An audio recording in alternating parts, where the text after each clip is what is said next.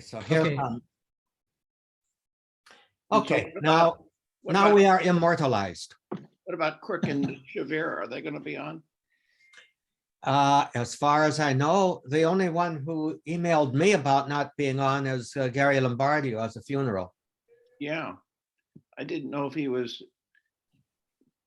presiding at the funeral or what it was. Well, presumably it's not his own. Oh, God. So, so You do jump to conclusions occasionally. These days, you've got to be careful. You can't make too many assumptions, can you? No, No. no. Well, remember, I spent 15 years pastor of Our Lady of the Assumption. So we always used to make puns about assumptions. Oh, you're so witty this morning. You really are. Well, I don't know. Seems kind of early to be that witty. Well, I had to get up early and let the construction people on. They're renovating a bathroom here, so it's, Well, yeah, you responded to my email at 6:30 a.m. your time, and I thought, well, maybe you were doing your morning prayers or whatever. but- no, I was actually getting ready to drive back to the house here. My friend Karen and I are in a hotel room at about 3 blocks down from here, actually. Because there's no bathroom facilities for 2 weeks, no bathroom facilities in the Ooh. house. So But I thought you said you had an outhouse. there is an outhouse, but not exactly agreeable to use on a cold night. Oh, okay. Yeah, like how cold does it get? Yeah. Well, it got down to in the, I don't know, I think it was in the mid 60? 50s. Mid 50s. Oh, my God. Yeah. My God, you must be freezing to death. Well, Fred, how cold is it up in Boston? Has Boston got winter yet? It's in the 30s, yeah. Yeah. We Same here. had our first snow yesterday, Oh, you did. or no, Wednesday, Mhm. but just a light one, but real.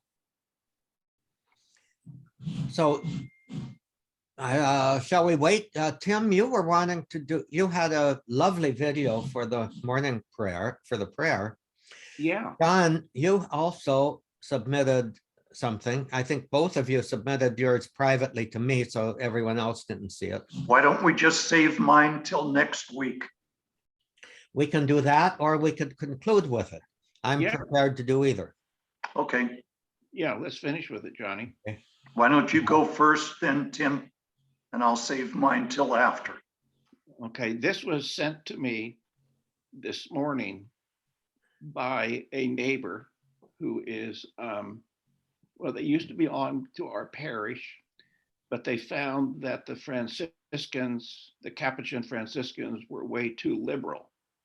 And so they moved down the hill, down the mountain, as we refer to it. They moved down the mountain to a parish called St. John the Baptist that has a young, extraordinarily conservative pastor. Okay, here is Crook coming on. Oh, good. On Darlene, Well, there's Oh, Ned. is Shavira on Well, there's Darlene's phone. Darlene. Hey, Darlene. Hi, Darlene.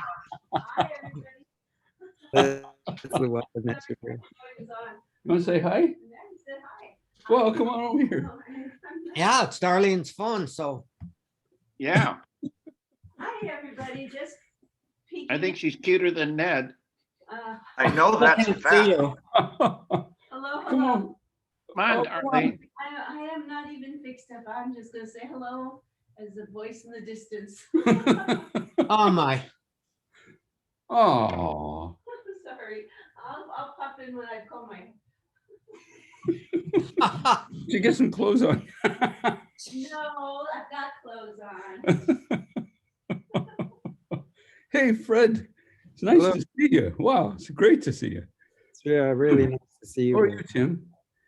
And so this video, Ned, that we're going to play as our opening prayer was sent to me by a neighbor who has moved to a highly conservative parish administered by a priest who's been ordained, I think, 2 or 3 years.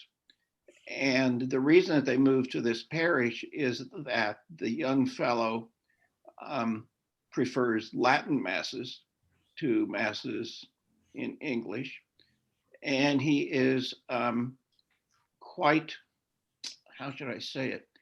I think he's a perfect asshole, but that's, he preaches on Sunday. Father asshole to you. Father asshole to you, yeah. His homilies, he has a podcast, his homilies, my neighbor sends to me, and after a while I had to say, Sean, don't send me these things, because he usually has diatribes against Biden. And in fact, he was the guy, I mentioned this a couple of months ago, who told his parishioners that it would be a mortal sin if they voted for Biden. Oh. And From the so, pulpit? yeah, from the pulpit. Jesus. Yes, absolutely. And I think that was somewhat contrary to the bishop's edict to the priests not to get involved in the election. That's why I think I asked you, Tom, and Gary a couple of weeks ago, what power does a bishop have to, kind of lay the law down to priests about what they say about controversial issues? Well, Lombardi has entered the waiting room, so I'm going to let him in. Great. Hi, Gary. Hello, Gary. Hi, Gary. Gary, good to see you. Hi, We're Gary. very grateful that the funeral is not for you. Yeah, I'll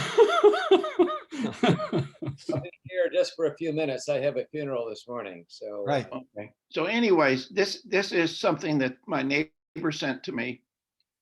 I thought it was just a beautiful way for us to start our Friday Friends group. And so go ahead, Tom. Okay. Gary, FYI, this is a 3-minute video, very nice one. I watched it this morning that Tim sent and asked if he could use it for morning prayer. So let's see if I can get the I think it's very the sound right. I've got to change how it handles the sound here. okay. I think you can still hear me, yes? Yeah. Okay, now I think you should be able to also hear the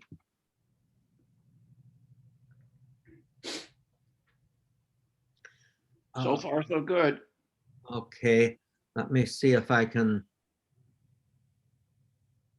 Gary's gone. No, John's still there. Hi, John. Okay, here we go. Tell me if you don't hear it. It's on.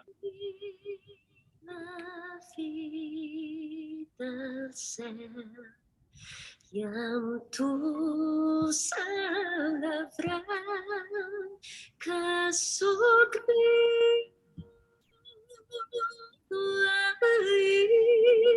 Lachmatitan proashwes basa Ang tusyo fui praga Benfort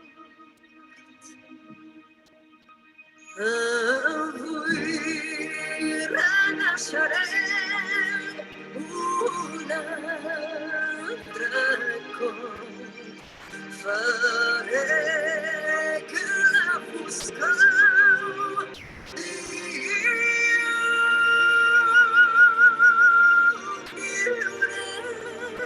pensa capar,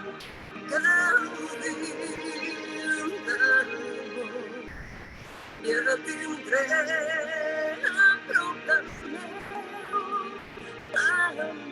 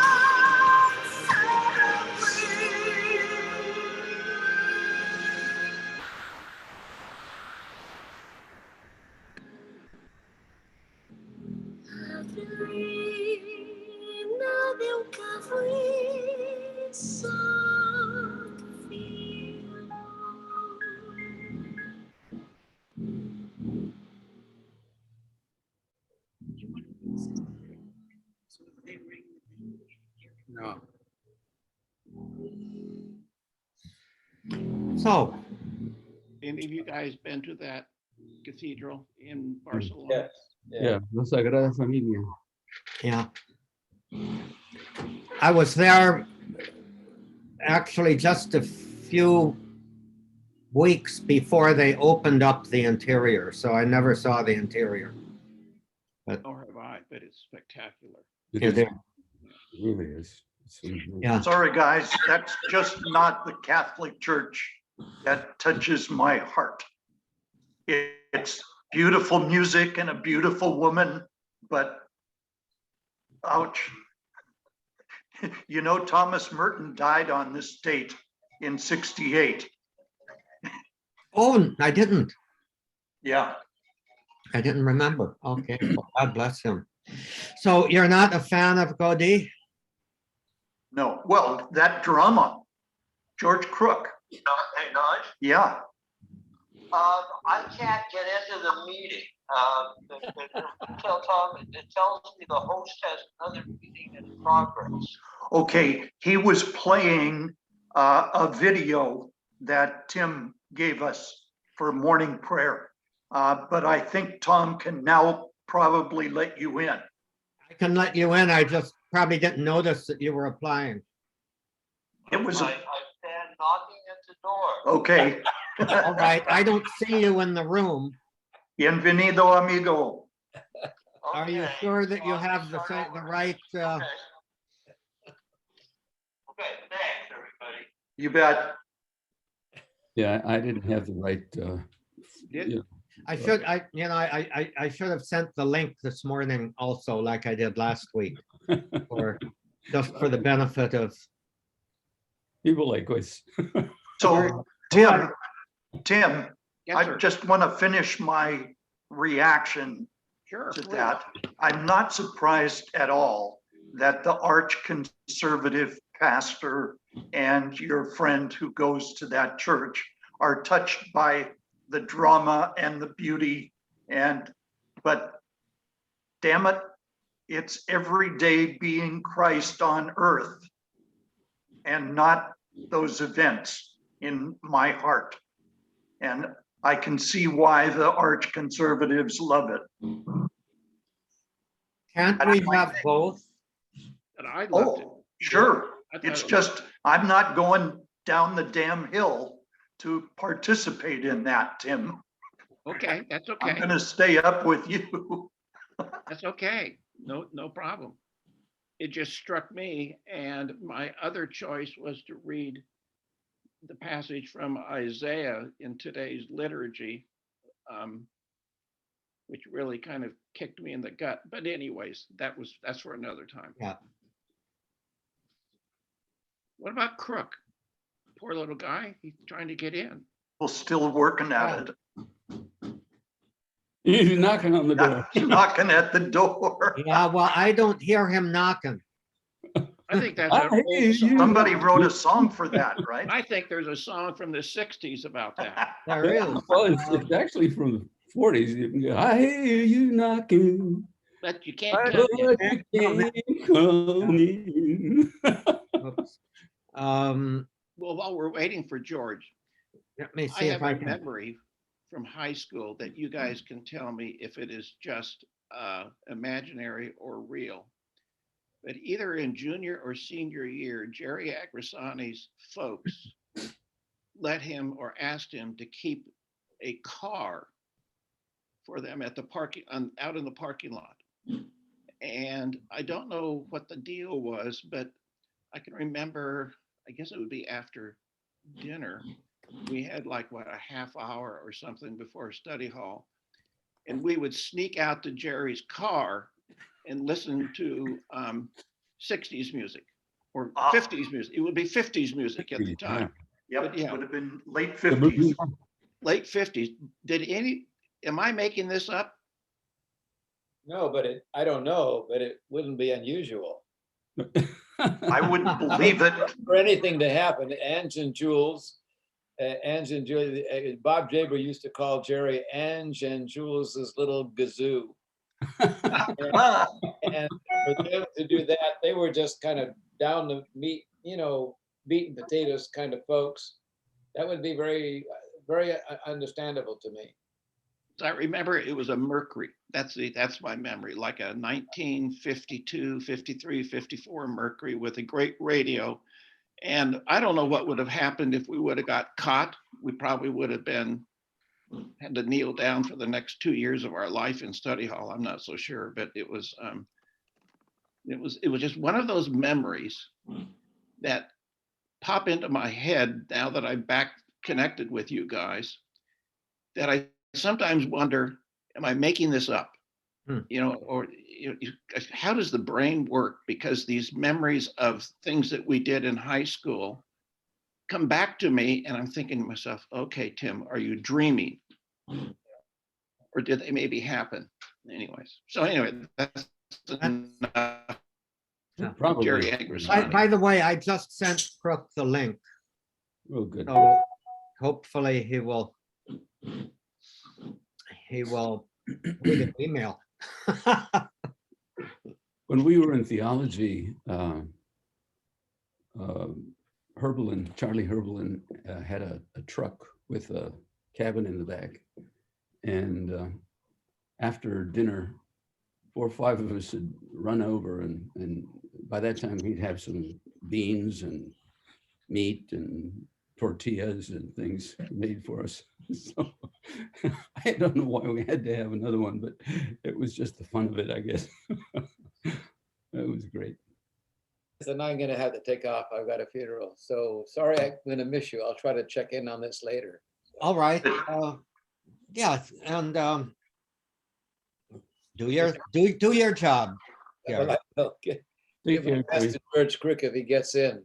And Fred, it's great to see you. I enjoy your reflections. My problem is I start looking at them at night. I need to start at 6 in the morning, and it'll take me about an hour and a half to understand it. But I appreciate it because, That's it's a always, big compliment. well, I appreciate good theology because you're able to reflect from a wider perspective. And, you got to use theological language because it's shorthand. You can't keep explaining what one word means all the time. Otherwise, it'd run about 45 pages. It's long enough as it is. But I appreciate it, Fred. And it's good to see you. Thank you very much, Gary. You mentioned Michael Himes. What a fabulous, I used to have a book study or a Bible study, and we used a number of Michael Himes' stuff. What a fabulous teacher. And Yeah, pray for him because he's really in bad shape. I'm sorry to hear that. What about, is it there Richard Gilardi or Gillard? I can't pronounce his name, Gillard Dux or something like that. Hilarity, as they call it. Yeah, he's also, I enjoy his stuff as well. So, Oh, good. But Michael, I once told Michael when we were waiting for the elevator together that he stood a good chance of turning BC into a Catholic university.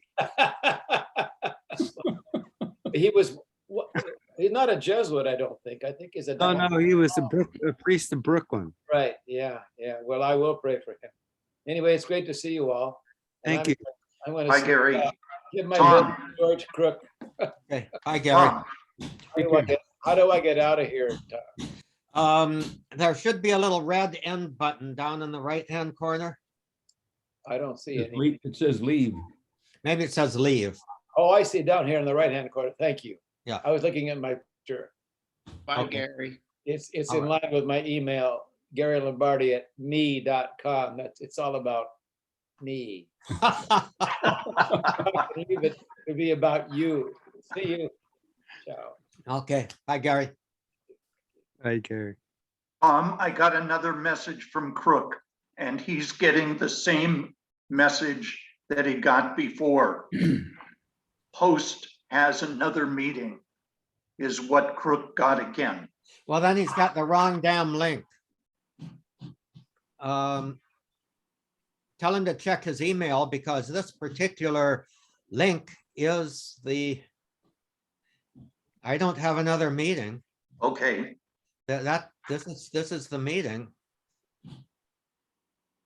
So I don't know. A lawyer should be able to find his way around that. He was any good. Yeah. Oh, my goodness. Yeah, well, I don't know. What's on your mind, guys? What's on our mind? Well, right now, George Crook is on our mind, I guess. Yeah, we love him dearly. We want to have him with us. Yeah. True. Well, I know that I sent him the link for this particular meeting rather than another one. And what can I say? I've invited him. Everybody else got on, right? Yeah. You Yeah. all made it fine. I thought. There he is. There he is. There we go. There he is. Here he comes. Is George not, Yay, There success. he is. Thank you. All right, you made it. That's a hell of a long prayer, Almy.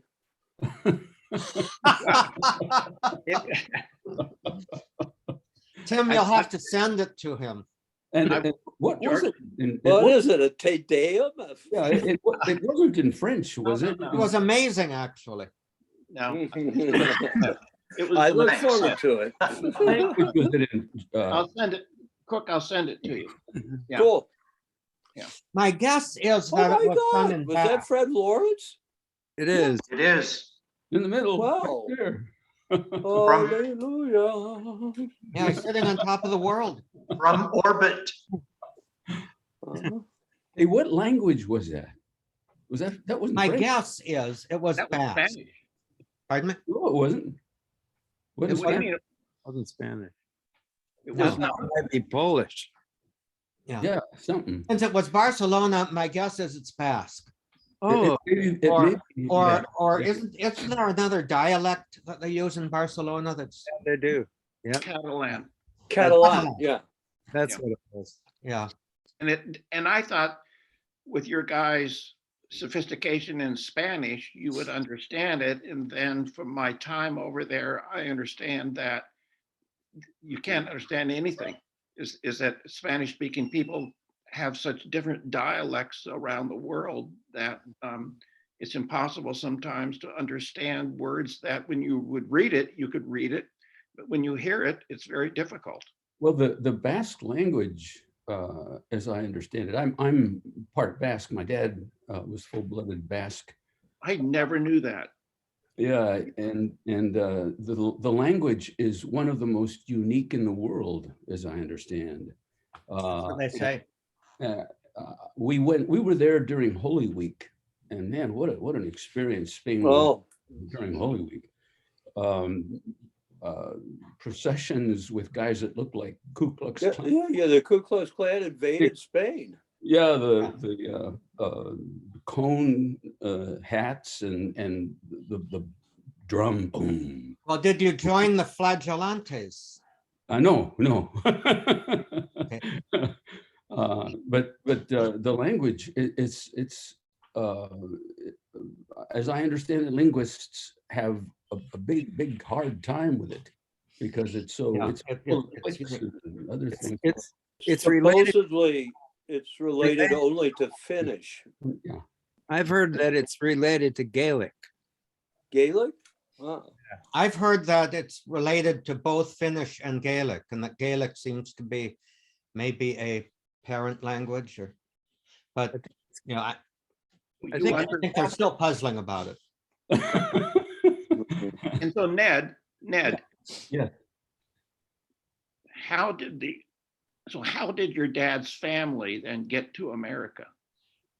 By way of Mexico, his mom and dad, at a very early stage of their ages, wound up in close to Guadalajara, and migrated to, I believe, Sinaloa. And somehow were able to, it was a big family by the time they got there. There was 6 boys and 2 girls. And they had a ranch, which my my grandmother hated. She was in charge of making sure that everybody was fed and maintained, taken care of. And one particular season, the river overflowed and just completely inundated the ranch. Several, quite a few of the livestock drowned. It was a real disaster. And when it was all over and they tried to, were thinking about now, what do we do? She put her foot down and she said, no more ranch. and so they went to Chihuahua, which is right across the street or the border from El Paso. Yeah. And the boys, the men got jobs with a lumber company that I don't know where it brought the trees, but they cut the lumber and provided a whole lot of lumber for the United States. There was an accord or some kind of agreement that they could import this stuff into Mexico. And by the way, in the 20s, the Cristeros, do you guys know about the Cristeros? Oh, yeah.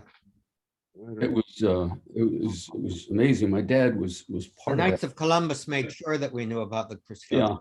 yeah, right, the movie. And my dad was a Cristero, and a couple of his other brothers were.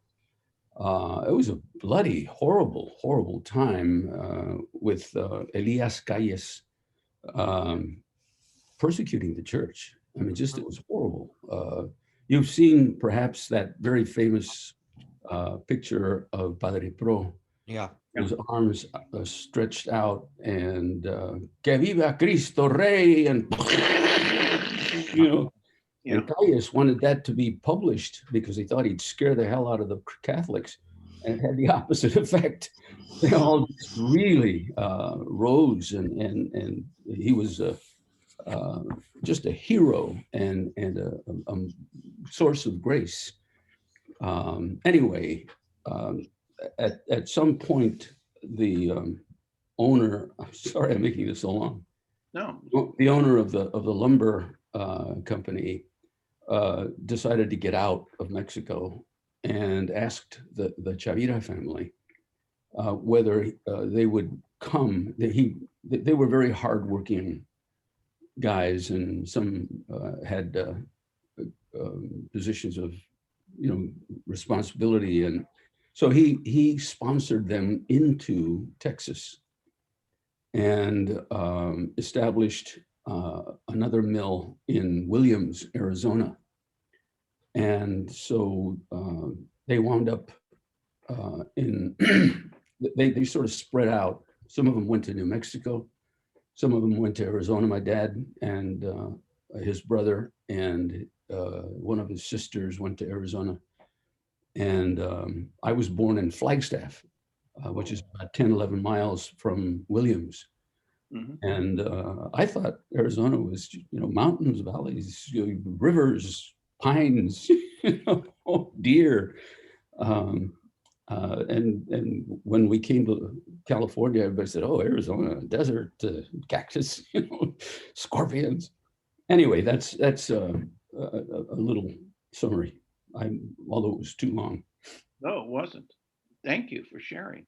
Uh, I think family histories are a very important lost treasure in Yeah, I America agree. these days.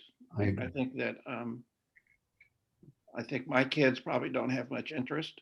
I don't know about your guys' kids, how much interest they have in family history, but maybe something that sort of dies out with our generation. I think I might be one of the lucky ones because my folks had a big house and a big yard and lots of activities. And even after the divorce, the kids were all very much welcome to the folks' house. They had a motorhome too, Tim, and my number one son has that motorhome now. And he just told me a couple days ago that the anniversary of my dad's passing away was the 5th of December. And John had been working in the motorhome when he got that reminder message. So I think sometimes we're lucky that the family can have that hospitality. I think Ned and George got a toast of that, or a taste of that, even in Bellflower before they moved. Yeah, Oh, yeah, absolutely. very welcome people. I sang at your sister's wedding, remember? Yes. Mary is the one. Did you all get that message I sent that Mary came down to be with the widow friend? Yeah. Spent 3 days with her. Yeah. And then after Mary went home, that widow sent out that other message That was about amazing. what being Christian really is. That was And- wonderful. Really. Yeah, yeah. And I don't know, forgive me, but I had to think about that message compared with the singing that you sent, Tim. And I think your fellow parishioners up the hill have that sense, but the ones down the hill probably not as much. I hope I'm not generalizing too much, but Well, that's the way it hit me. Yeah. I love Amazing. I'm sure we all do love Amazing Oh, Grace. yeah, gosh. And there are some versions of it that are just amazing. Do you recall, I think it was the second or third feature film of Star Trek, where Spock got killed. And there was a ceremony above the Enterprise, or in the Enterprise. And Kirk had some very stirring things to say. And then Spock was shot out of the Enterprise in this tube. Did anybody see that one? Yeah. And when the tube was shot out into space, this absolutely wonderful rendition, bagpipe rendition of Amazing Grace was played, and I just trembled all over with the beauty and the sound and the arrangement. It was just amazing. Bagpipes do that to you. Oh God, yeah. There's something, I don't know what it is, but there is something that kind of gets you to the bones when you hear bagpipes playing. Yeah. Have you ever heard of Lord I don't know how to pronounce Lovat? He was the Scottish nobleman who became a British commando during World War II and was quite a bloody guy, according to Churchill. But he's the guy, he had his own piper with him. And he was one of the British charged with blowing up the Pegasus bridges behind Gold Beach on D-Day. And so when they hit the waves, he instructed his piper to wade ashore playing his bagpipes. I'll be. And did. And the beleaguered force of paratroopers who were waiting for them to hook up with them so they could, finish blowing up these bridges, all of a sudden hear these bagpipes, in the middle of D-Day, bullets flying, and the Germans supposedly said, these guys are crazy. It's just quite a story. Right about that. Yeah, Well, the imagine. Germans should have sent, you know, some, an Oompa band with an accordion. It and wouldn't be tuba. the same. Can I say two things about Padre Pro or Blessed Pro? Just, you Whom know, we just Calles- celebrated last week. Yeah, Calles tried to scare everybody with those photographs. And the next morning, 60,000 people I started to say New York City, I don't know, 60,000 people in Mexico City showed up to carry his coffin and to the grave where he was to be interred. And Pro's father led them in prayer.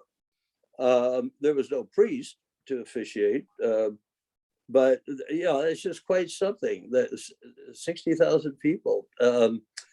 That's one thing. And the second thing, Ned, is the story your dad told us of how he was sent to Pro with a message taped to his chest during the Cristero Revolt. Yes.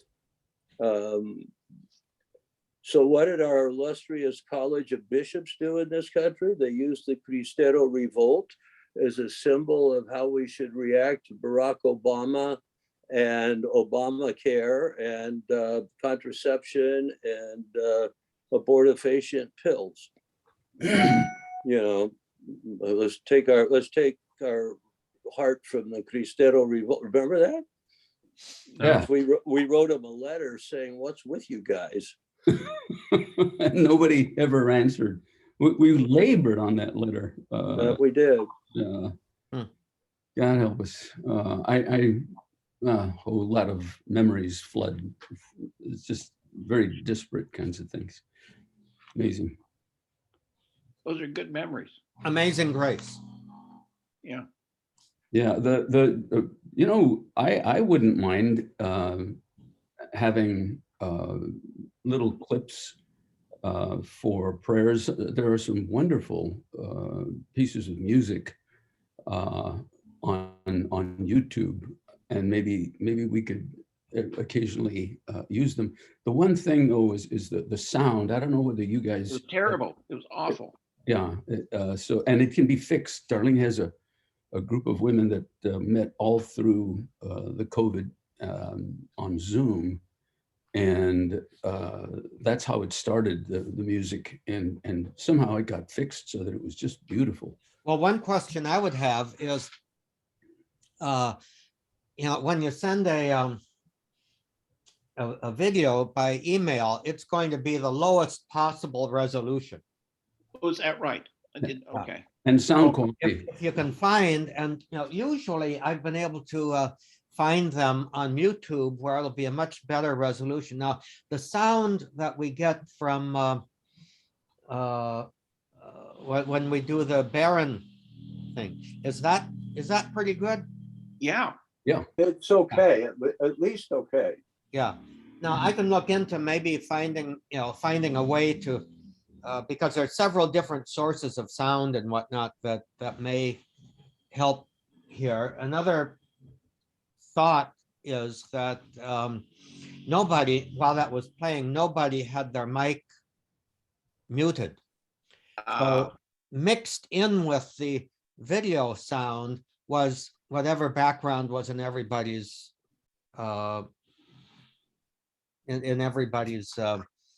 microphone. So and you know, I've got a very noisy one here, obviously. I muted myself a while back. And will when I shut up. But thanks for letting me know. I'm going to view the recording again of this and see if anything strikes my ear to maybe be able to improve that. If I remember right, when you played the Baron episodes for us, I have to turn my volume up. It's clear, but weak. Yeah.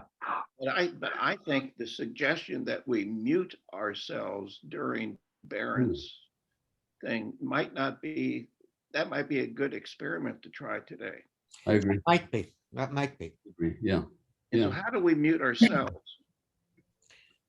There should There in the bottom left. Okay, yeah, bottom left, there's a Bottom left little says- microphone. Look, did you And see the if you- microphone, Tim? Do you see the microphone, Tim? Yeah, I found it. And if you tap that, it'll have a red line through it. And then Okay. you're muted. You know, speaking of flicks, I've got I did already send an email to Tom. I am now absolutely enthralled with The Chosen. Are you? Yeah, Tom, remember, I don't know, Yeah. at least 3 times you've recommended it to us. Yeah. Did you send that just to me or to everyone? No, I just sent it to you. I was, you know, you were so high on it, and I tried it at one point and then another point, and somehow didn't get captured by it. But last Friday, our youngest son and his wife took their family and invited us to go to the theater to see the Christmas story that they've put together. This is the second Christmas story that The Chosen has put together. Really? Yeah, but it was much more complete. The first one I didn't know about the first one, but it moves from singers to scenes of Mary and Joseph walking to Bethlehem and Mary, you know, giving birth to Jesus, etc. Little clips, but this was the whole thing with different actors, Joseph and Mary. And so anyway, we went to see the thing, and it was mystical. I had a mystical experience. I was enthralled. My son and I were sitting there crying, the two of us.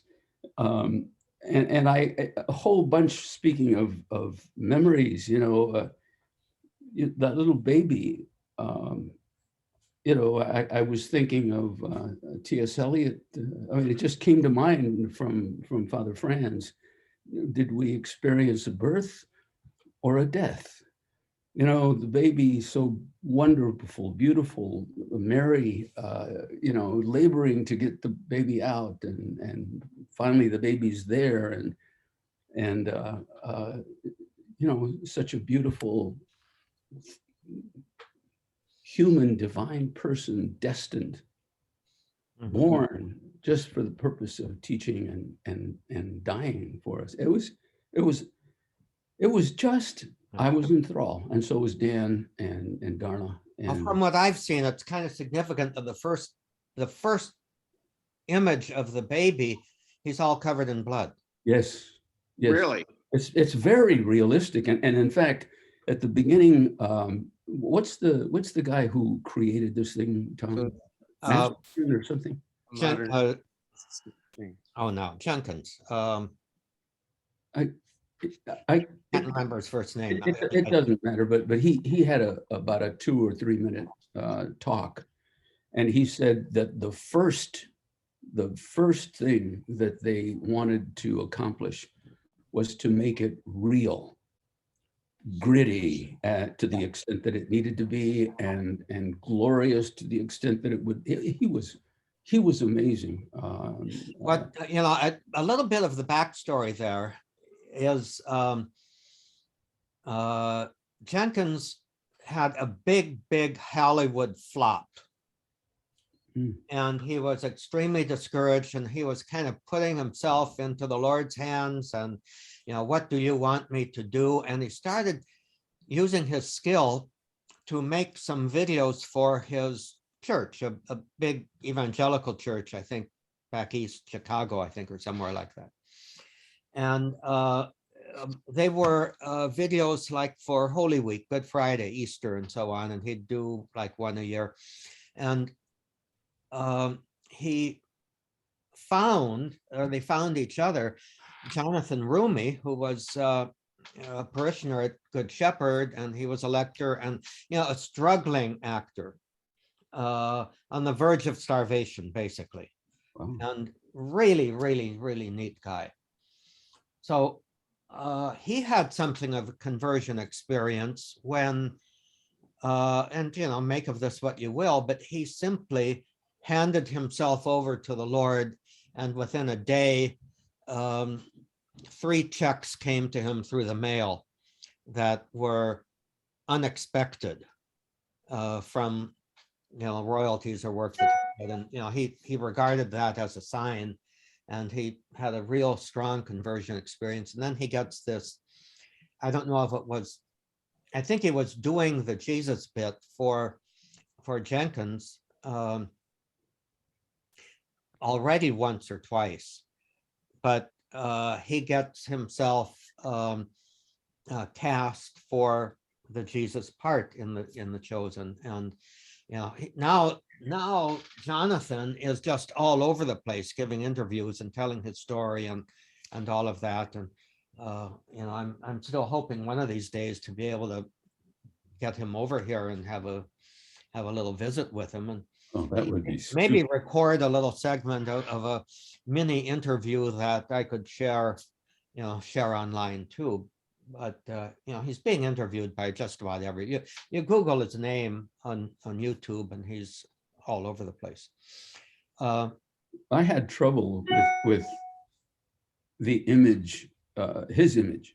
He wasn't what I expected or wanted to see as the character for Jesus, but he's so natural.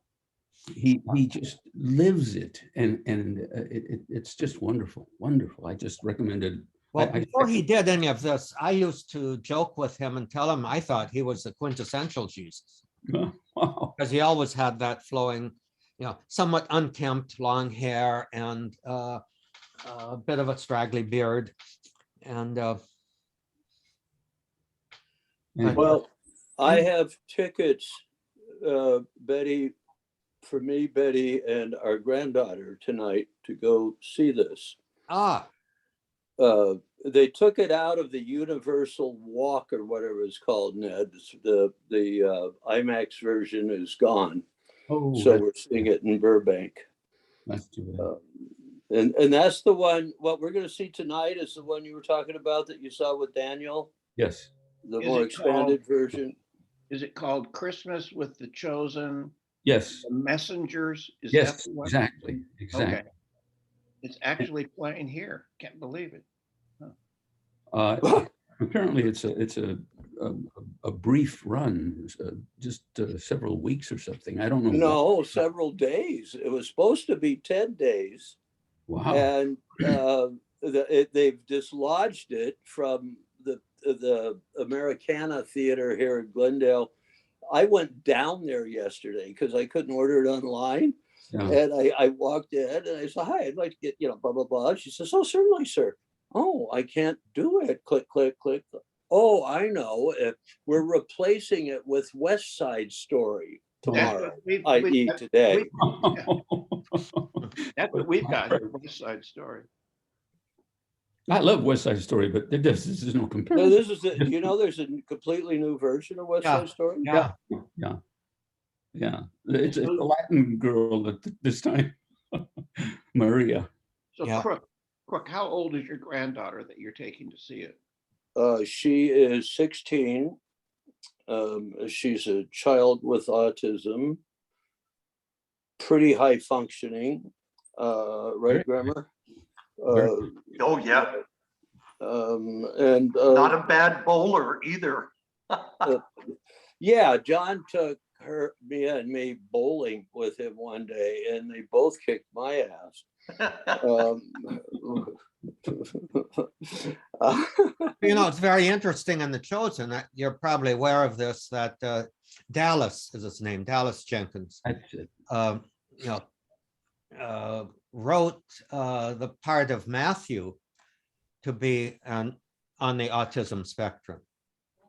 Wow, I didn't know that. Matthew, the tax collector, and it's very interesting because I have heard that he plays it. The actor plays it very, very authentically, and it also,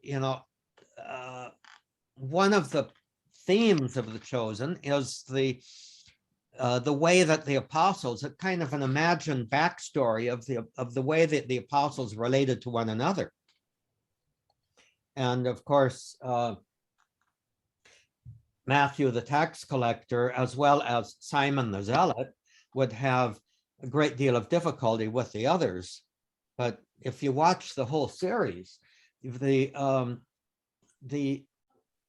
introduction of Matthew and Simon and his brother Andrew is a very, very interesting interaction, because Matthew was their tax collector. And therefore a traitor to Israel and A traitor to Israel, yeah. In fact, one of the closest things to, shall we say, bad language is when one of the townspeople calls Matthew, because he was a publican, publicanus, he said public anus. Mhm. Okay, that's the closest thing to a profane. Risque language, yeah. Interesting. Yeah, you know, Hope you enjoy it, George. Well, remember, I didn't want to see it because I just didn't want to imprint on my mind a particular celluloid image of Jesus, who for the rest of my life will be how I visualize Jesus. I'm afraid that's just an inevitable result, isn't it? Of seeing a powerful movie like that. I don't know. There's always Carlton Heston as Moses and God. That didn't take. I think of him as the president of the NRA, not Moses. Yeah. You know, I've, and George knows this, I've hyped stuff in the past movies, and he goes to see them and comes out and says, Ned, that wasn't anywhere near what you thought you told us it was. So I hope you don't have that experience.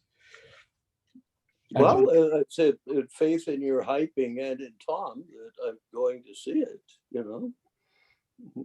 Wonderful. Has anyone else seen it? John, Fred, have you seen it? No. Yeah.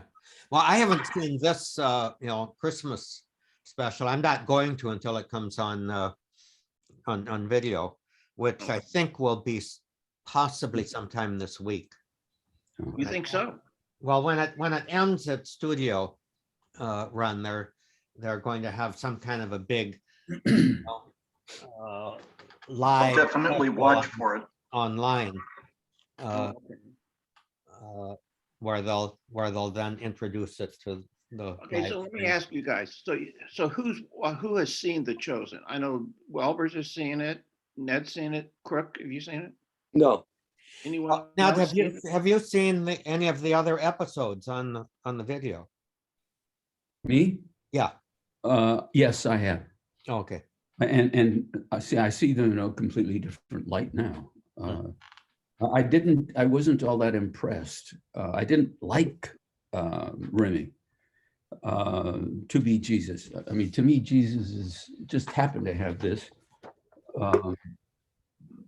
That's me. That's Jesus to me. Well, that wasn't on the best day of his life.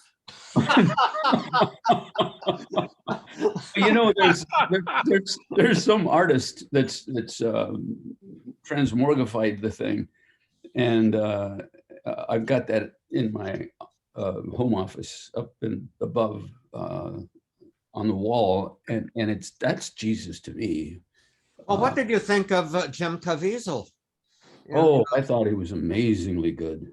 I think now see, I thought that movie was fantastic. Which movie? What movie? The Passion of the Christ. Oh yeah, okay. Mel Gibson.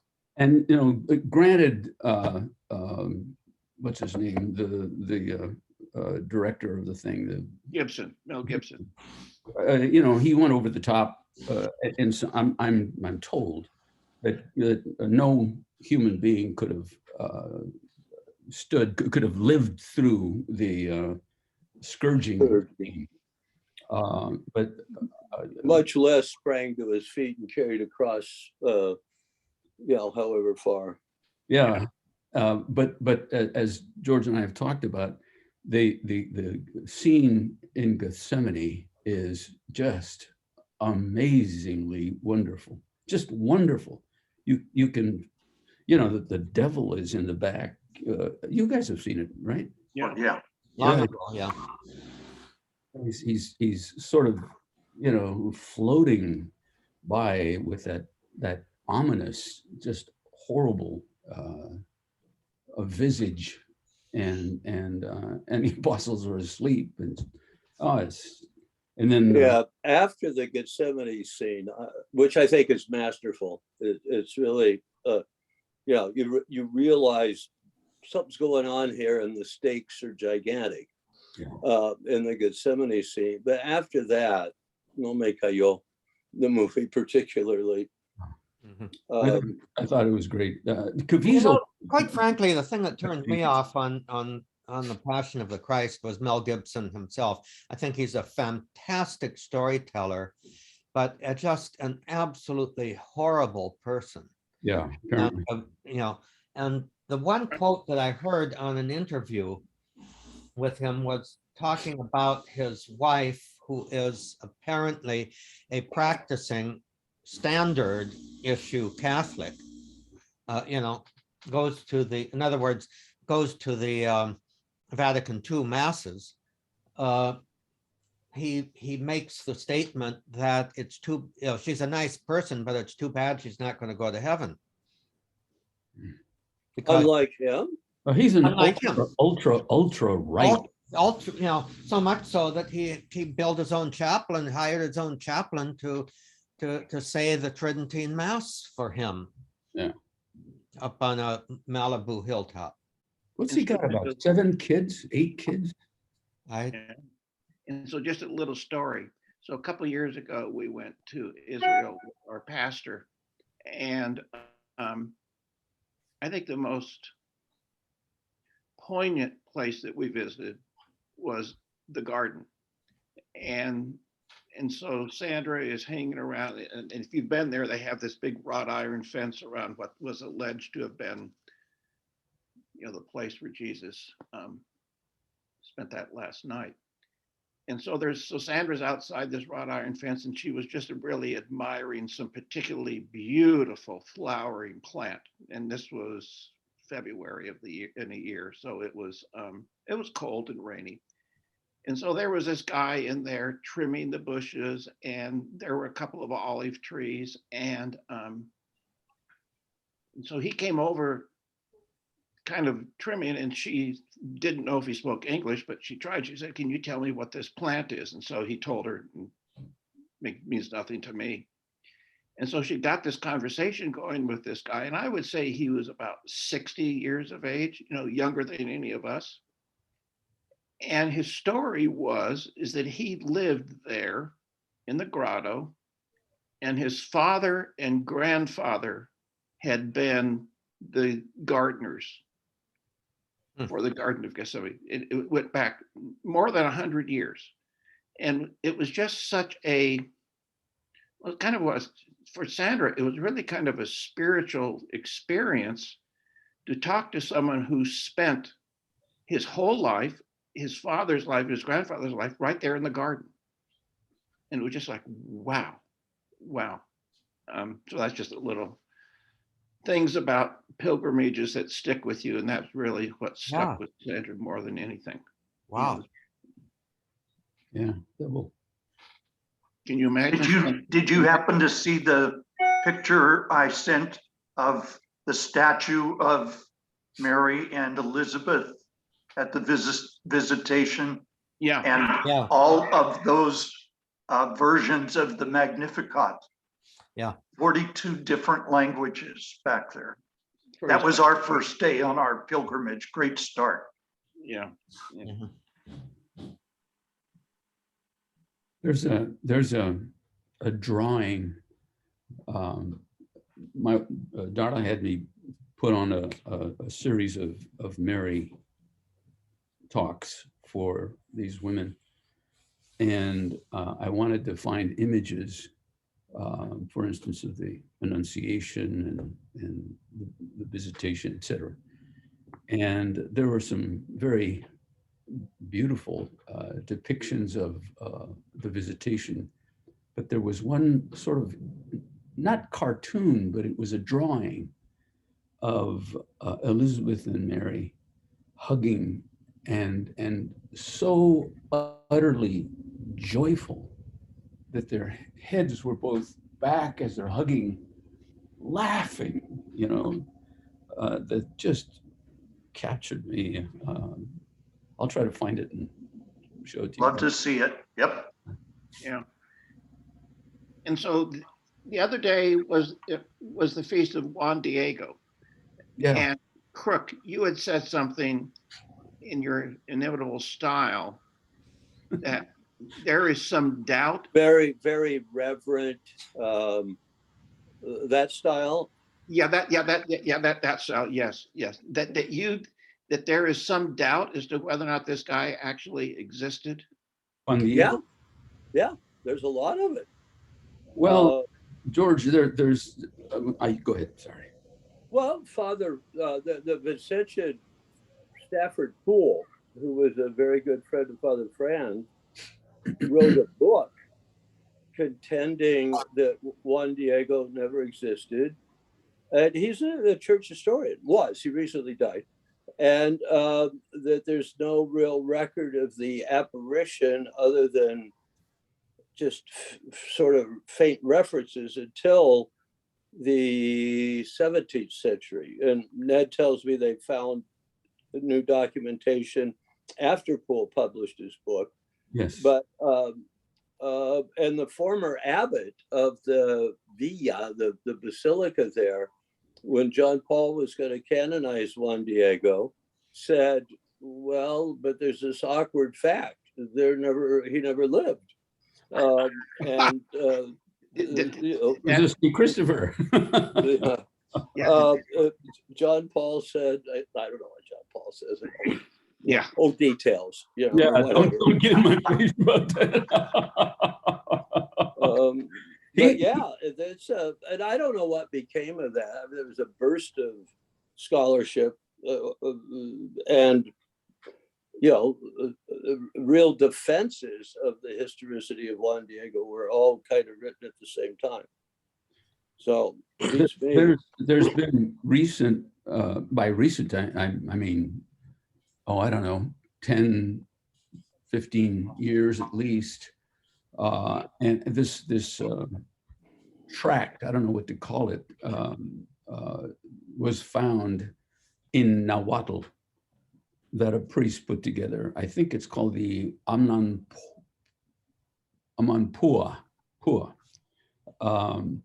And it was written 10 or so years after the appearance. And it's very detailed.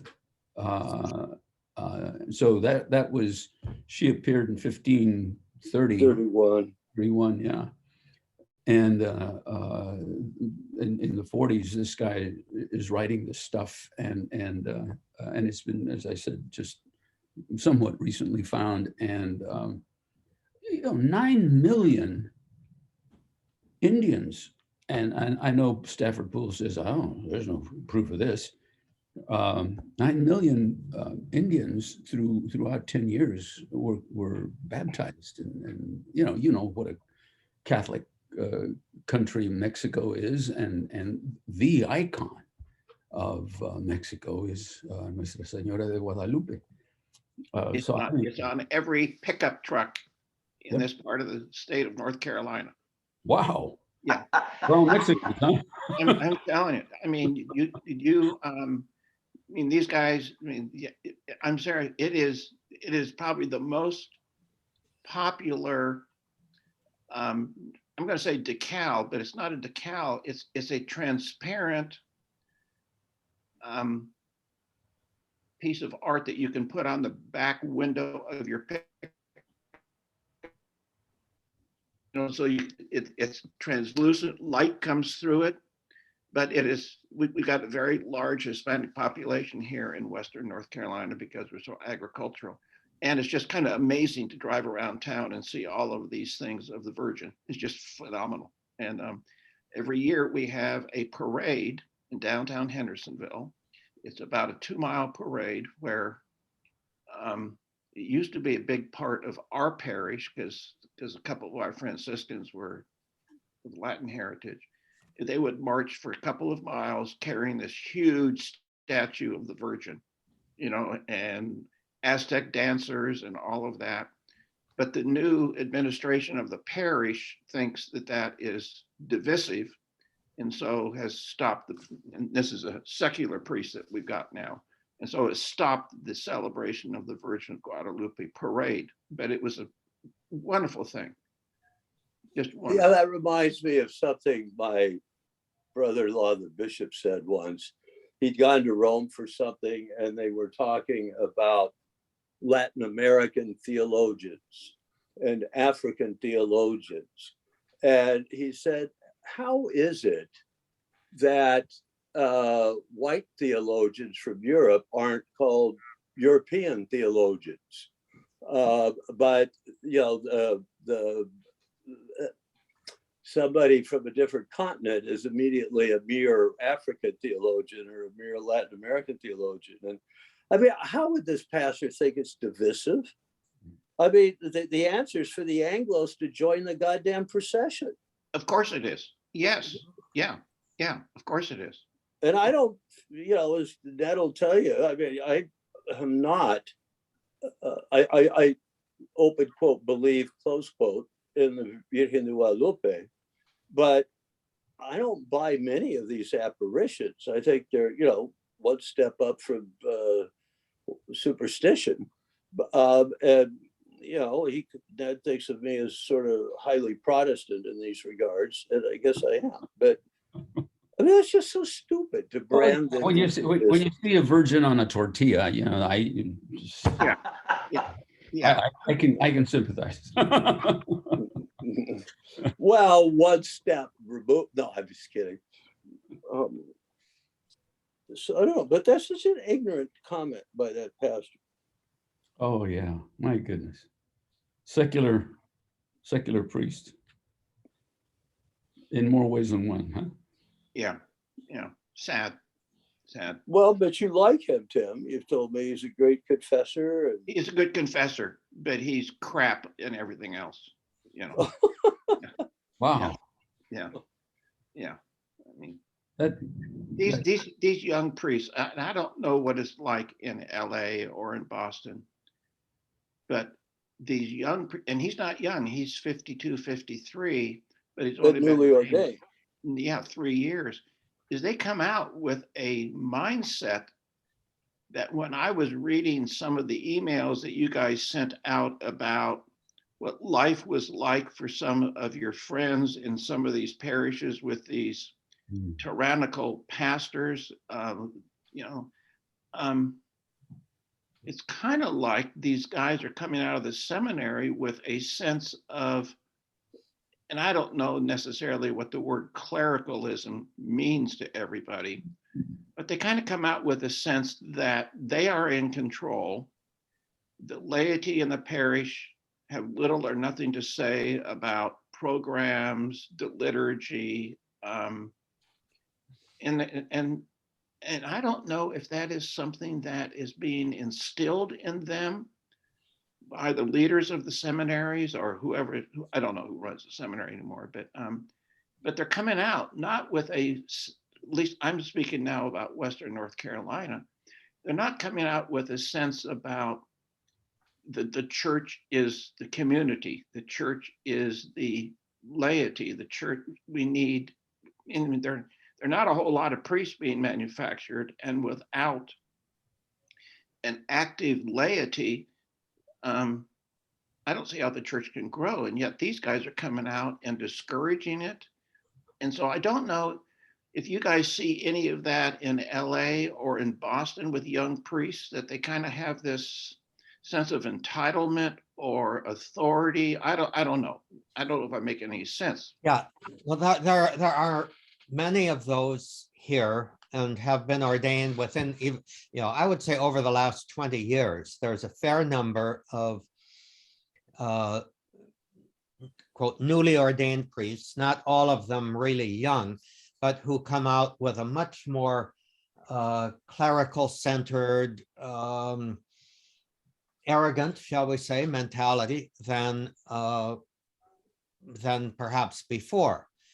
And one of the things that I've picked up is that that's not what the seminary administration and faculty are trying to teach and to form, but that many of them are just going through the motions of, going along with the seminary situation so that they can be ordained and then get on with their mission of changing the church back to the real church. I do remember Pre-Vatican II. Yeah, I do remember 20 years ago encountering one of these guys who basically said, we're just waiting for you Vatican II guys to die. God. And I thought, Jim, now in the seminary, now in St. John's, there is a new rector who did his I think he was ordained for Los Angeles, but he did his theological training at the Opus Dei Oh, good. college in Whoa, whoa, whoa. now Opus Dei's got some wonderful stuff. what's his name? They do, Dad. But Gomez. Sorry, Tom. Gomez had I've heard it complain. In fact, it was His Eminence Mahoney who was saying this. Yeah. Gomez is sending priest students to study theology in Rome only to the Opus Dei college there. And I forget the name of it, but not the North American College. not No. the North American College, no. Hmm. And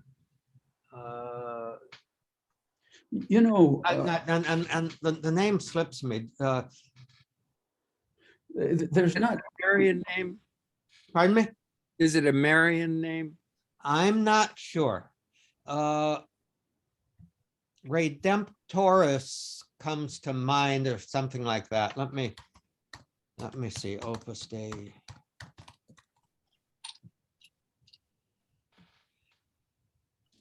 Pontifical University of the Holy Cross. Does that mean anything to you, Does Fred? that ring a bell, Fred? Yes, it does. But I'd completely forgotten it. What kind of bell do you hear? And what kind of bell does it ring? More or less, no bell at all in a way. So it wins the Nobel Prize. Yeah, that's right. I have to tell you, we had a Lonergan workshop in which there was a Mexican former seminarian at the Hispanic College in Rome. He didn't get ordained, but he went on to study theology as well. In fact, he came to Basel where I went, but he was at the workshop, and this Indian priest, the wonderful Indian priest, the Salesian, who's in charge of formation for all the Salesians around the world now in Rome, but he's Indian. He came to the workshop, and they met each other at the door.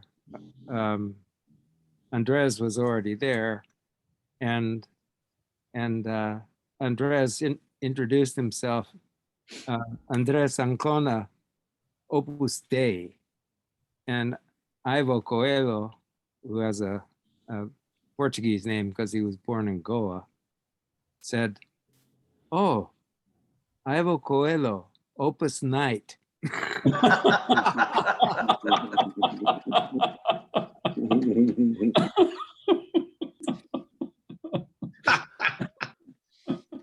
Opus Dei guy would agree with him, probably. Uh, And so you're seeing that, so Tom, you were talking about, the thing that you have seen as a priest.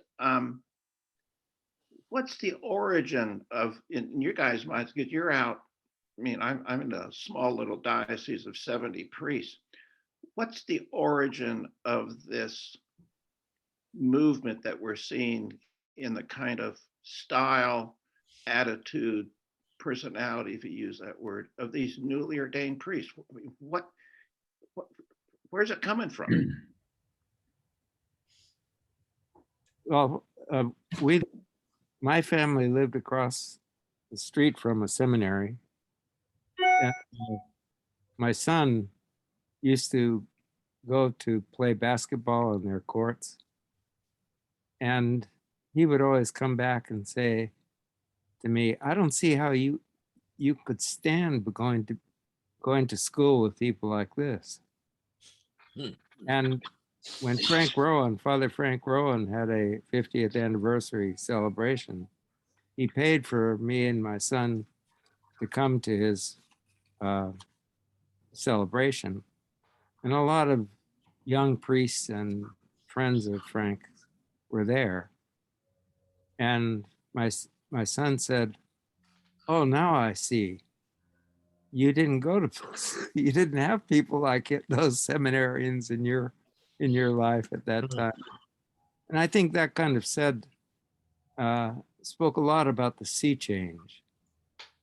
Yeah. One of the other things I would say is, if you would go into the BC library, it's loaded with kids studying. But I used to go to the seminary library to get books that weren't available in our library. And you never saw one soul in the library. So that seemed to me indicative of the kind of people that you're talking about, Tim. Yeah, and sadly, I think it's a mentality, that pervades our political and social atmosphere. Absolutely. I agree. Also. Yeah. But there's not one size fits all right-wing conservative or progressive. I somewhat recently had surgery, and several years ago, I had another surgery, very, very major surgery. Was this your enhancement surgery that George Crook was talking to us about that you went through? Enhancements? Your male enhancement surgery? When I was at the corporation practicing law, I had a bunch of guys working, and one guy walked into my office one day who worked for me. He was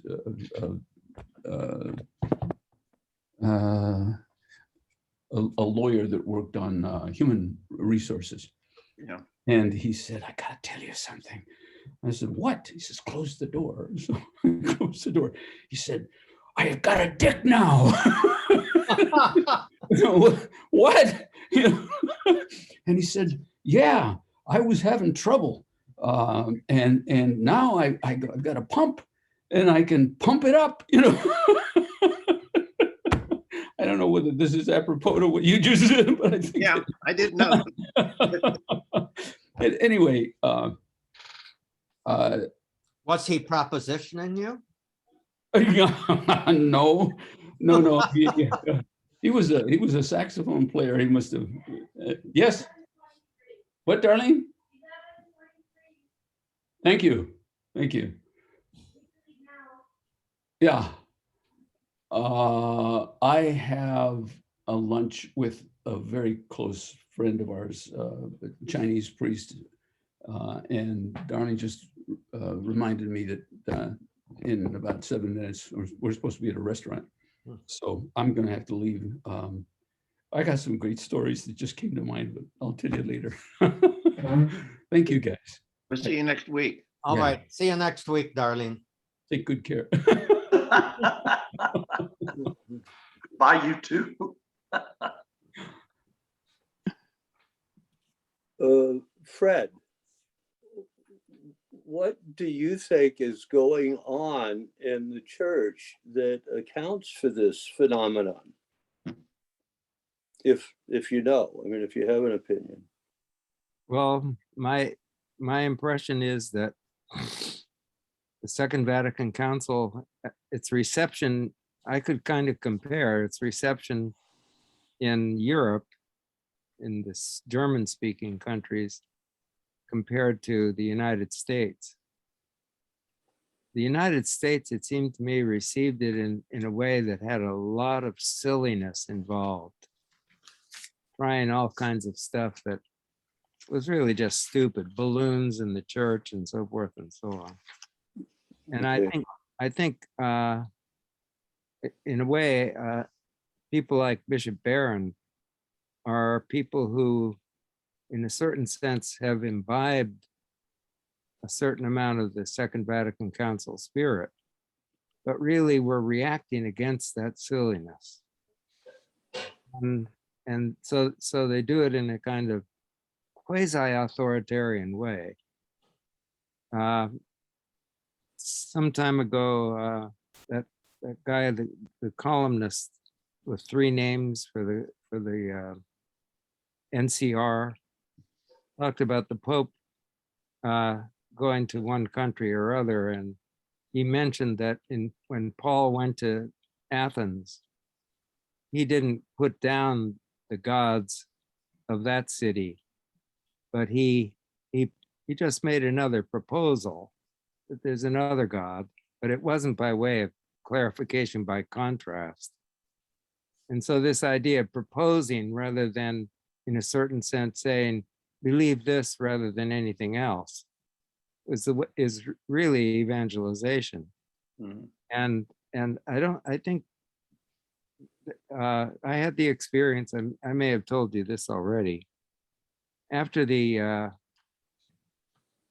Irish vote in favor of same-sex marriage, Diarmaid, the Archbishop of Dublin came and spoke at BC. And Martin.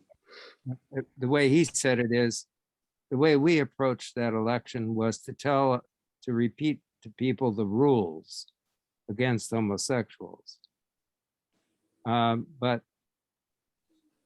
these people who voted for that knew someone they loved. Yeah. And then he said this beautiful phrase, which I think in some ways applies to a lot of the priests of the States. He said, Ireland is the most catechized and least evangelized country in the world. And I think there's a lot of that spirit that I hear about from, I have colleagues who teach in some of these seminaries where you have such reactionary, what I regard as reactionary. Yeah. And they're for that, for the catechized side of that equation, and not so much for the evangelized side. And I think what might be true is that they came out of a context in which they had experiences of the priests who were in reaction to that sort of crazy first, more or less 20 years after the council. It wasn't all crazy, of course, but it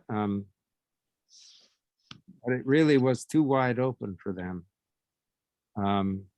The way they, for example, to really adopt the idea that people actually could be saved in other religions, that God's salvific will is universal and unconditional for everyone, that at the death of Christ, the Spirit is sent to everyone, it's available to everyone, and people respond to them in different religions, as Nostra Aetate taught in the council.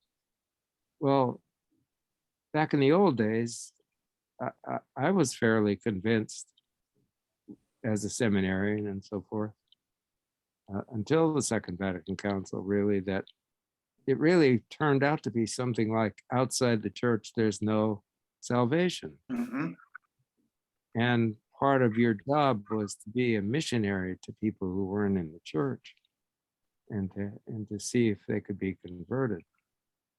And that really went so far as to say outside the Catholic Church, it wasn't even enough to be a Christian in some other denomination and so forth.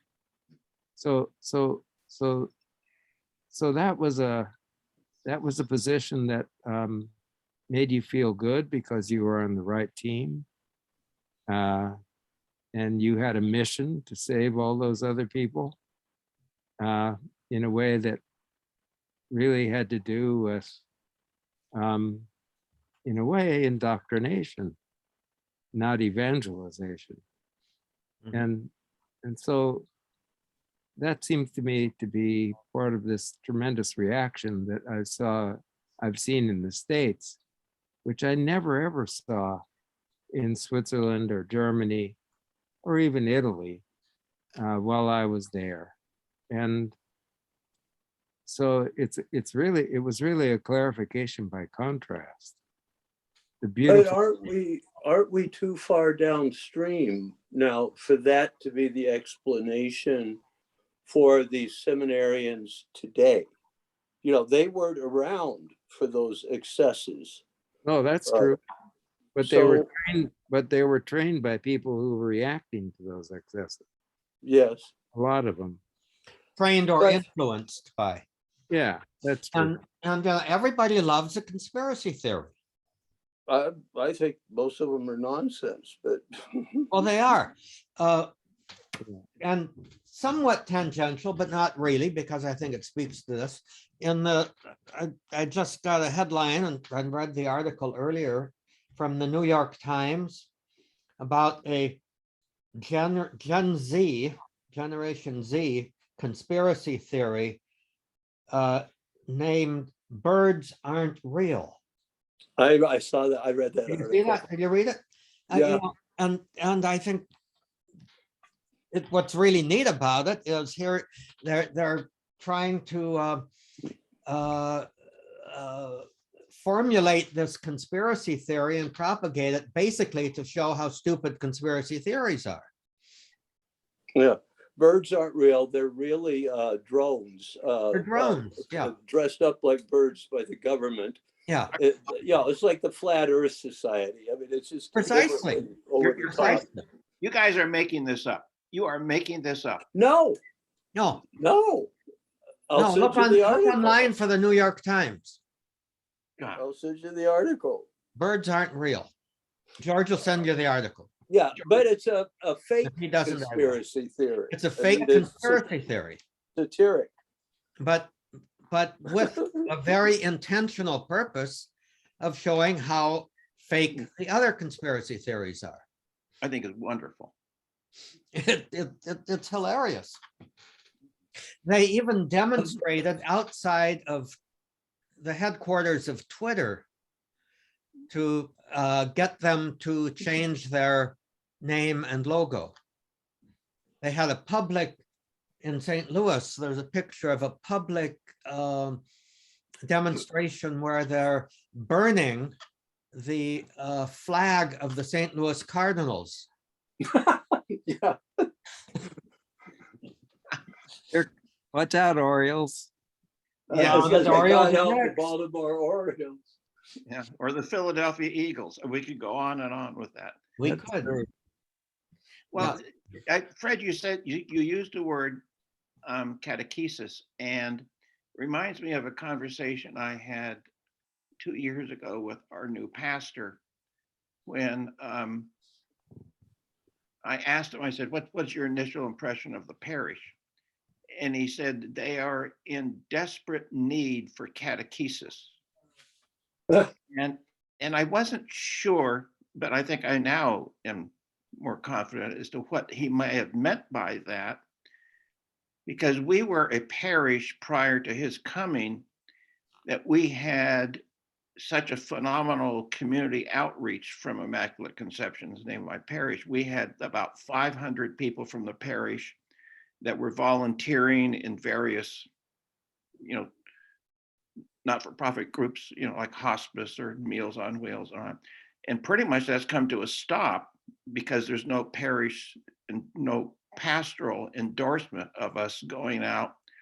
And I thought that by our participating in Meals on Wheels and being obvious that we were from Immaculate Conception or hospice, that, I belong to Immaculate Conception or whatever it would be, I thought that was just a great thing to do in the community. Well, he's pulled all of that back. He's pulled he said, no, we're not. We had a program at the school called the Bounty of Bethlehem, where we would serve 4,000 or 5,000 Christmas meals for free to anybody who wanted to come in. And the parish did it. And we're not doing it anymore. Because? Because it may be his personality, but I think that what Father Cook believes more in is educating us on doctrine. Like this week is Marian week. So he's done programs where he's given speeches on Mary, on the Immaculate Conception, on the Assumption. So he's trying to teach us. It's more like I could take the catechism probably and say he's trying to teach us the catechism, which I guess is catechesis. I don't know. But the evangelizing is not something that he's comfortable with. And I don't think a lot of these new priests that we're seeing here in the Diocese of Charlotte, I don't think maybe they never did it as kids. I mean, maybe their parents never said, okay, we're going to volunteer. We're going to do this or do that.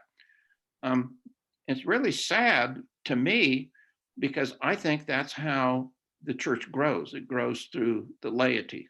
That's just my bias, but it's not a and that's not to say anything against you, Tom, or Gary, or anybody. Well, that's my conviction too, if we're ordained, we are ordained only to, in some way, try to serve the apostolate of the laity, to enable, to help to facilitate the church being the church to engage in mission, not just to identify the mission of the church with what we as priests do.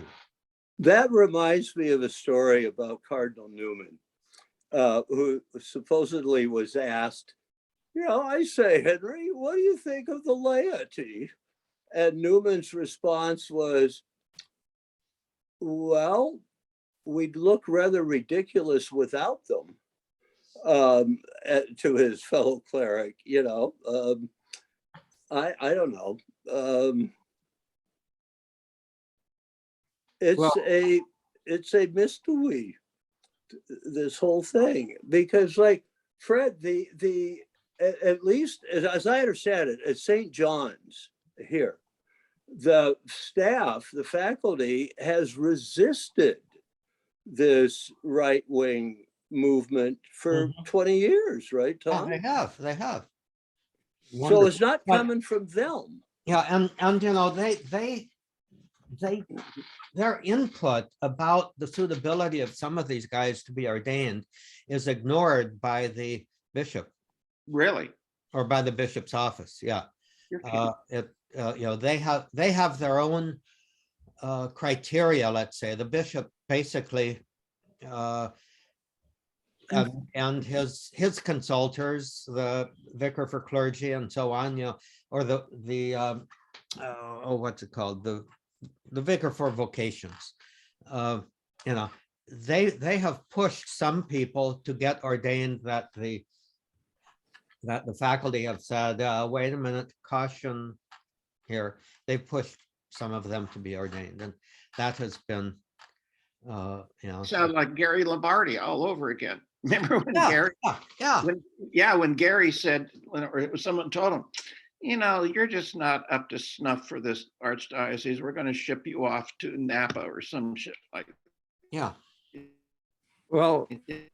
I I can't think the believe thing that. is about, I think I have nothing against catechism, but if you don't also teach Jesus, then you've missed the boat. Yeah. And And what is baptism but a call to be Jesus' hands and voice and presence in the world? Well, and John, it's not just a call, it is an empowerment. Incorporation into the body of Christ means that we do become the hands and feet and voice of Christ in the world. yeah. Oh, it's an inner reality. If you are living with Christ's life, you are commissioned to and empowered to do his work. And that's why I'm so passionate about the called and gifted program, Precisely. because it is a discernment of what are the gifts that I've been given and how am I called to exercise those for others.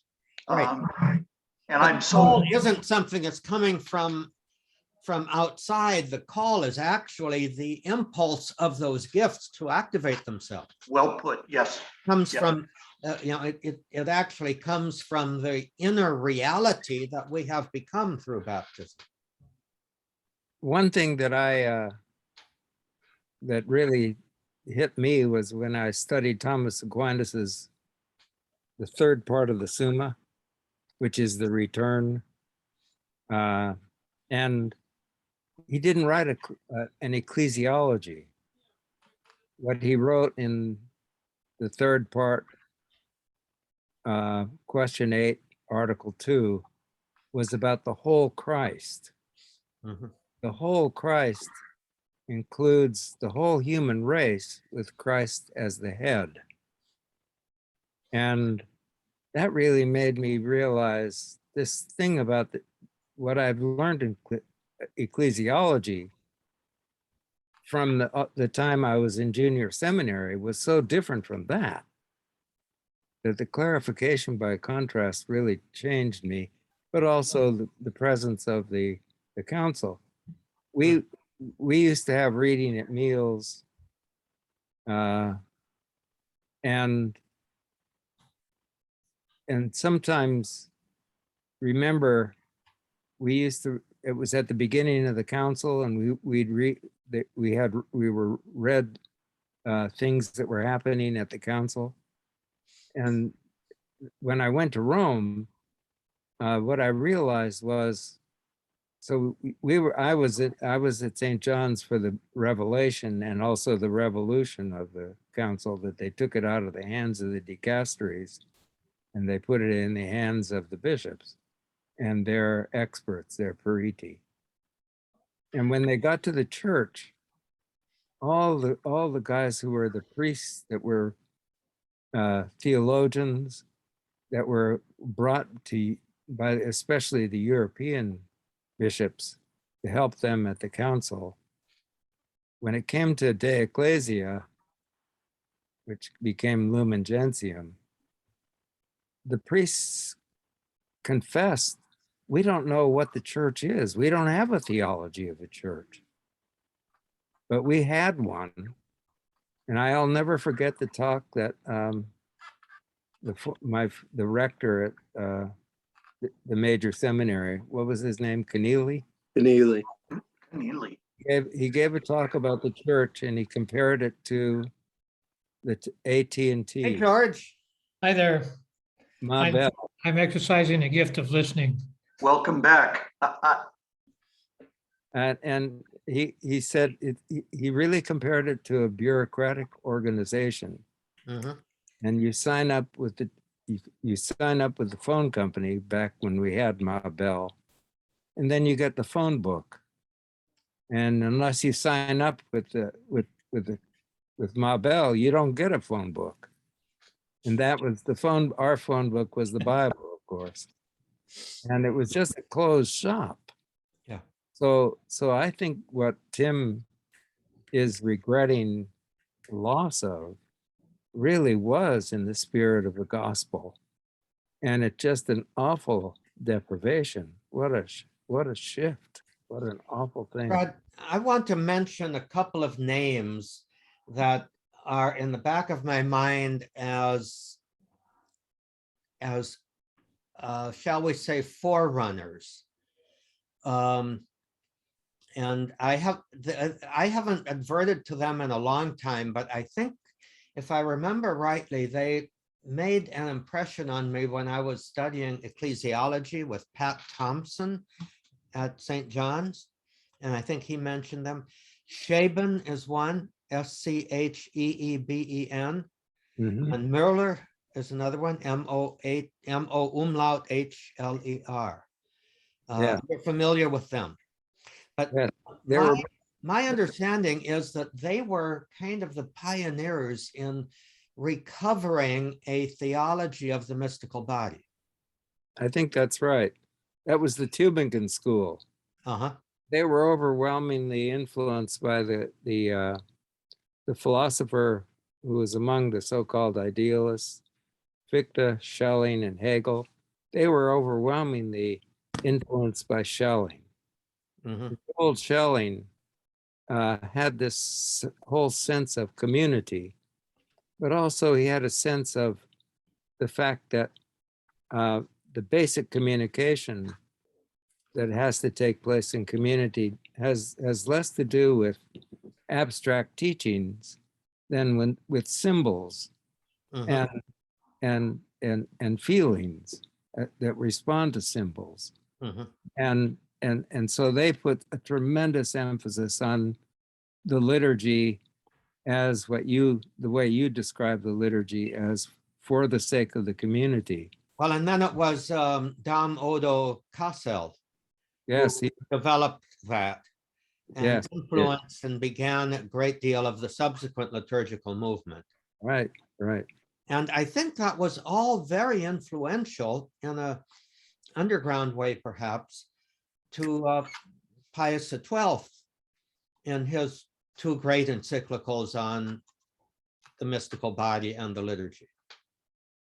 That sounds possible to me. Somewhere I read that the advisors, the Curia was alarmed at these developments and wanted him to write write encyclicals to condemn them, and he ended up writing those two encyclicals, well, and the third one on the Revelation, basically affirming the direction that they were going, which probably disappointed a lot of people. Yes. I think that's just an aside. Fred, do you agree with it? I think Pius XII gets a bum rap by, quote, liberals in I firmly believe that with respect to the Holocaust. He could have, if he'd had the example of Martin Luther King, et cetera, in front of him, but difficult, since King hadn't come along yet. But he for not forcefully speaking out against the murder of the Jews, and he didn't. But supposedly every prior and abbot and sister superior in Europe knew that the Pope wanted you to hide Jews. And just as there's no decree by Hitler saying kill the Jews, signed and notarized, there's none by Pius saying save the Jews. But purportedly, everybody knew it, that's what the Pope wanted. And I just think he gets a very bum rap for that. I mean, I don't know that I'd give him an A, but at least he gets a C+. And but theologically, wasn't he, could you almost call him in a way a precursor to the Vatican Council? I think you all could, yes. Yeah. He had a Jesuit theologian from the Gregorian, Cardinal Bayat. No, I'm speaking about Mystici Corporis. Mm. He was really the author. Sebastian Trump was his name, not Trump. Uh, and and the willingness to, in a certain sense, commission somebody else to do the thing that he really thought was the right thing to do, even though the way the difficulty with the church was that the first human science to become fully developed was law. And so in order to figure out the institution of the church, you got into all kinds of things about jurisdictions and legal affairs and so forth. And so there was a little bit too much of that in Trump's idea. But the way I remember the way it was received, even by all the Catholic Action guys that were in the seminary with me, they received it without the legalism, but with the spirit of the mystical body that's expressed so well by Tom in our meetings. And I think that was a wonderful thing that he did. And I also think he did get a bad rap with regard to the Jews, that he did more than they thought. They said. During my time in Basel, a German playwright named Rolf Hochhuth Yeah. wrote a play called The Stellvertreter, which is the representative and so forth. Well, the deputy. The deputy was translated here. Good, yeah. And so during that period, there was the idea that, well, he's really talking about Pius XII. But an awful lot of stuff came out in defense of Pius XII in the direction that George is talking about. How he really did what he could for the Jews in Italy without getting them getting in trouble with the Germans. And what George said about how much he impressed on priests and nuns and so forth in Germany to help the Jews the way that you said. So I think it is true that he got a bad rap. You know, You know, I knew a Jewish couple now deceased who had were Polish and had escaped from Poland, you know, lived through the Holocaust. And the woman was hidden in a convent of nuns and was a Catholic kid to the whole world, went to communion, you know, and with the approval of the nuns, who knew it was fake, and this, you know, it was a disguise to save her life, and it worked. And she was rather grateful. Yes, and there are a lot of stories about France really being that way. mhm. And, people hidden in schools with Christian names who were Jewish. Their parents sent them to those schools to save them. And There's a wonderful movie about that called Au revoir. I don't speak French, but Au revoir, mes enfants. Have you seen it? yes, Isn't it wonderful? yes, it is. And it's a perfect example of that. And the talk about Israel and your pilgrimages there reminded me that we had a Lonergan workshop there in 2012, and we got to stay for about 3 weeks in Israel. And I remember one time in the we have every year we would have a guest rabbi with our Jewish Christian office thing there. And one day I was in the printing room with one of the Jews, and the Jewish rabbi said, "Well, how's it going, Fred?" And I said, "It's going good, thank God." And he said, "You know, my father told me one day that even if things were not going good, you'd say Baruch Hashem, which more or less means thank God. Mhm. I went to Israel. We had a lot of contact with Muslims in Israel. And I found out that the Muslims do the same thing. When things aren't going good or things are going good, they all say Alhamdulillah, which means thanks be to God.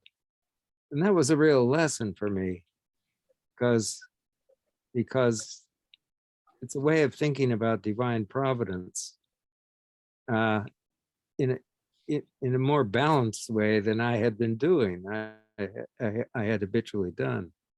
And I thought that was a wonderful teaching that I saw confirmed again on the Muslim side when we were in Jerusalem.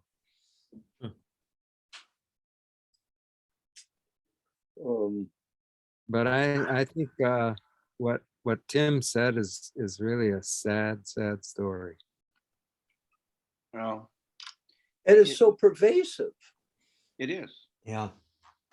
That's what I don't Pervasive in the understand. US, isn't it? The rest of the Catholic world is not nearly to that extreme. That's my impression. Although what we're finding out is we didn't have a monopoly on priest sexual abuse and cover up. Yeah. Apparently the That's Pope is very unsatisfied with the Cardinal in France. Yep. Well, So the Polish church has gotten into real trouble on that too. right, yeah, absolutely. But that has really been a reason why so many of my students who are Catholic are really in a state of being scandalized. Is that right? Not only the sex abuse on the part of trusted people who took advantage of people who trusted them, but also the cover up. Yeah. And I have classmates from the Greg and NAC who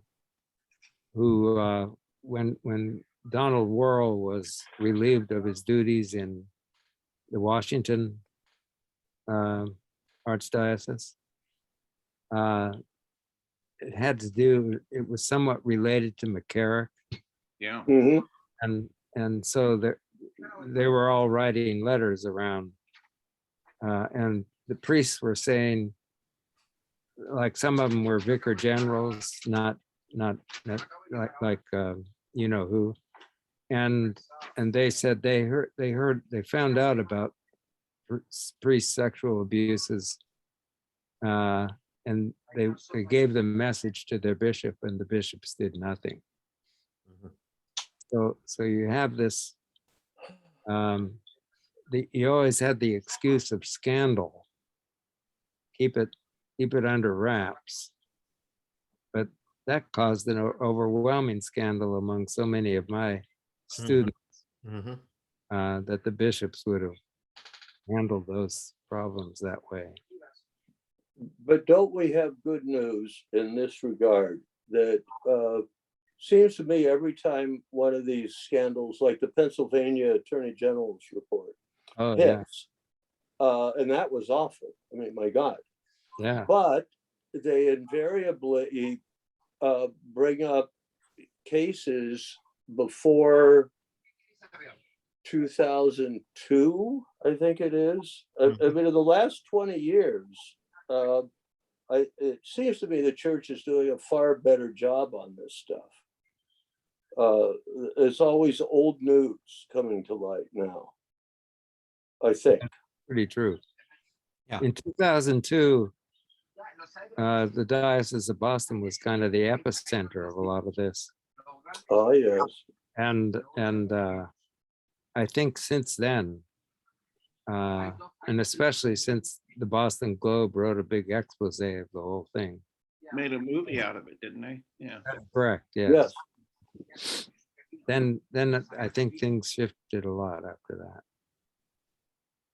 And I think What seems to come to light now with regard to current, there are a few current cases, but they all tend to be in the light because they have been reported and are being dealt with legally rather than being covered up. Yeah. So-and-so diocese, there is an abusive priest there and it's dealt with rather than, maybe not perfectly, but it is being dealt with rather than hush hush. Guys, I've got to kind of start to break away. Yeah, it's noon. Want to put our closing prayer up, Tom? Yeah, let's do that. Here it is. Let me say one thing real quick. I'm not satisfied, and I'm not saying this to reflect on you, Fred. I don't think we have a handle on this, these little would-be old-time priests that are coming out of seminaries today. I don't think we understand it.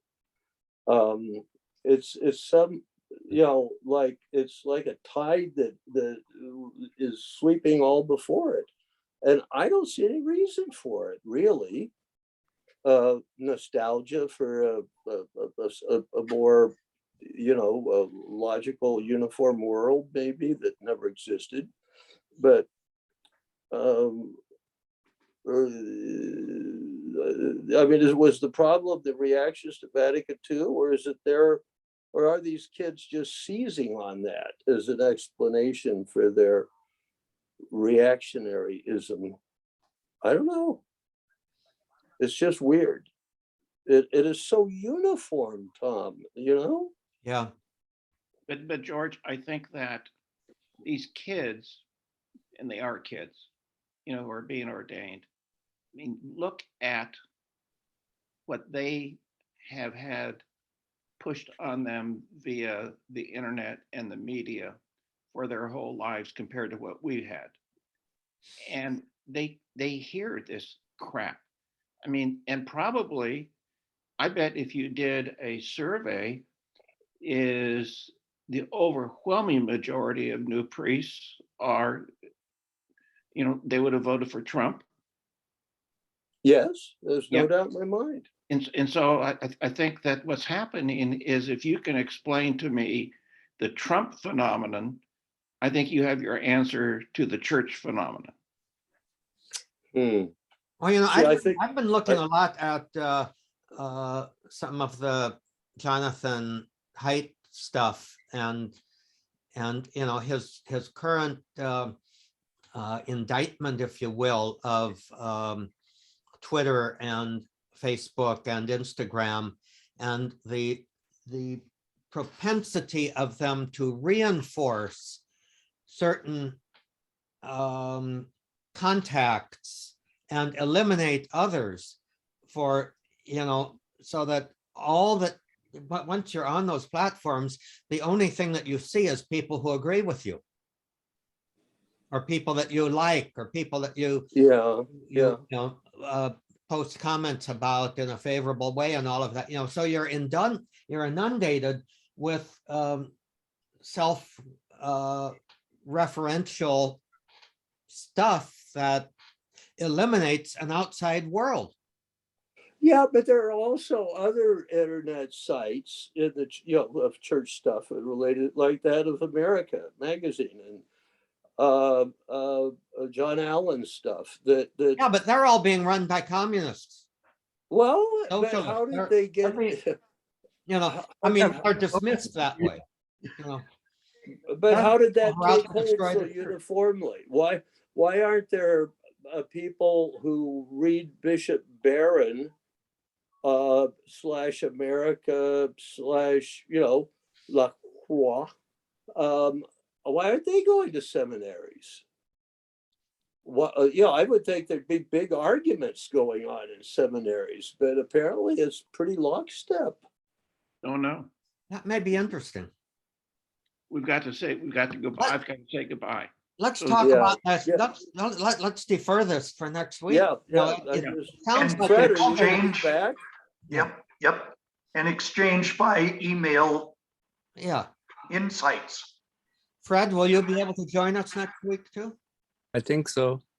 Oh, thank you. That'd be great. Okay. Johnny, is this your prayer? It is. It's a Franciscan benediction. May God bless you with discomfort at easy answers, half-truths, and superficial relationships so that you may live deep within your heart. May God bless you with anger at injustice, oppression, and exploitation of people so that you may work for justice, freedom, and peace. May God bless you with tears to shed for those who suffer from pain, rejection, starvation, and war, so that you may reach out your hand to comfort them and to turn their pain into joy. And may God bless you with enough foolishness to believe that you can make a difference in this world so that you can do what others claim cannot be done. Amen. Amen. Amen. Father, Son, Holy Spirit. Amen. Amen. See you guys Amen. next week. George Farrick, I hope you can shake your head yes and no without static in your ears now. No, Oh, they didn't fix it. the person wasn't in, so I have to go back Monday. But it was Good an luck. interesting little trip. Okay, Goodbye, had to- guys. Love you you all. guys are a blessing. Thank God for all Until of next you. week. God bless you Amen. all. See y'all. Bye. Bye-bye.